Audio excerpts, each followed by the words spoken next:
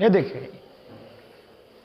देखिए आपको blue flame दिख रहा होगा, ये हम hydrochloric acid and copper sulphate को में हम सॉल्यूशन में हम क्या डाले थे, एल्युमिनियम फॉयल डाले थे, और उससे निकलता है हाइड्रोजन गैस। और हाइड्रोजन गैस जो फ्लेमेबल गैस है, आप उसको फ्लेम को आप देख पा रहे होंगे, पूरी तरह से एब्जर्व कर पा रहे होंगे, क्योंकि हाइड्रोजन गैस फ्लेमेबल होता है और उसके फ्लेम को आप देख पा रहे होंगे।